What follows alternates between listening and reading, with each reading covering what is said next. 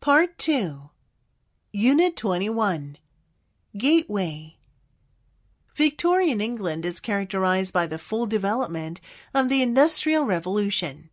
England became the first industrial nation in the world, and by 1850, the first nation to have more people employed in industry than in agriculture.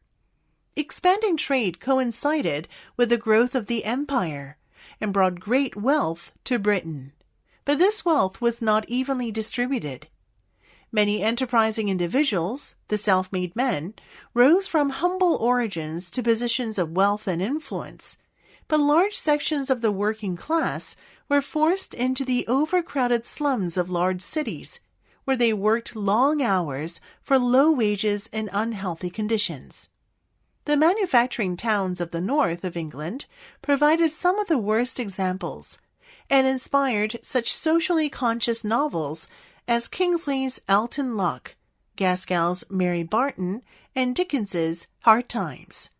In the south, there was London, already the largest city in the world, showing all the crime, evil, and misery which result from overpopulation and unplanned growth.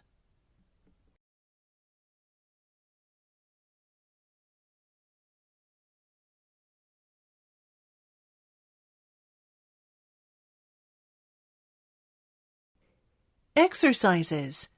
Number 1. We learned to cut wood and plow the earth once we had acquired the ability to attach a stone tip to a wooden handle.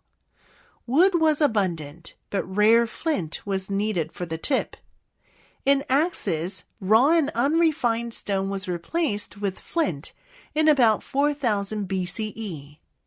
Found all over Europe, flint axes and knives were produced in great quantities, about 500,000 every year. But there were very few flint mines. Axe heads originating from one flint deposit in the Alps have been found all over Western Europe. Axes from central Poland have been discovered 800 kilometers away. So the earliest human tool, the flint axe, already combined the two types of raw material, the easily replaceable stick and the precious flint, which was handed down from one generation to another, traveling huge distances on its way.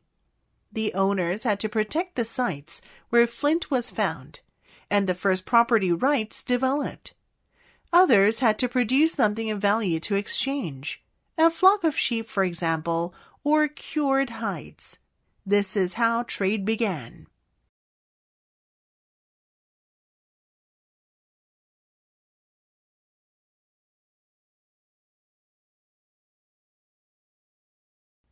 Number 2. Malcolm Gladwell, in his best-selling book, Outliers, shows not only how a culture's history can influence a child's development and thus adult accomplishments, but also that such influences can extend back many generations and over different continents. Did one's ancestors make a living as independent farmers tending rice paddies, which required planning and persistent labor, or did they make a living as serfs growing potatoes, which required planting in the spring and harvesting in the fall, with little attention necessary in between? Are you a descendant of farmers whose crops were relatively immune to theft, or of ranchers whose livelihoods could be stolen from under one's nose? Were people born in a time of economic plenty or hardship? Exceptional people, the outliers in the title of his book, Gladwell asserts, are not simply the product of hard work and native intelligence. They are the result of the practices of their culture at a particular time in history.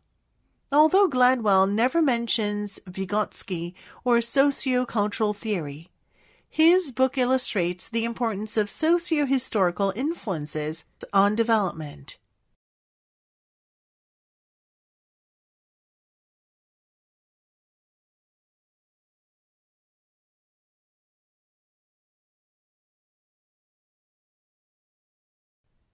Number 3. Seeing geography as a decisive factor in the course of human history can be construed as a bleak view of the world, which is why it is disliked in some intellectual circles. It suggests that nature is more powerful than man and that we can go only so far in determining our own fate. However, other factors clearly have an influence on events too. Any sensible person can see that technology is now bending the iron rules of geography. It has found ways over, under, or through some of the barriers. The Americans can now fly a plane all the way from Missouri to Mosul on a bombing mission without needing to land to refuel.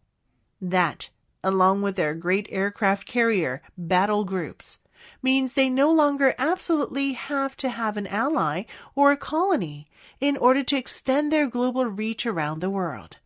Of course, if they do have an air base on the island of Diego Garcia or permanent access to the port of Bahrain, then they have more options, but it is less essential.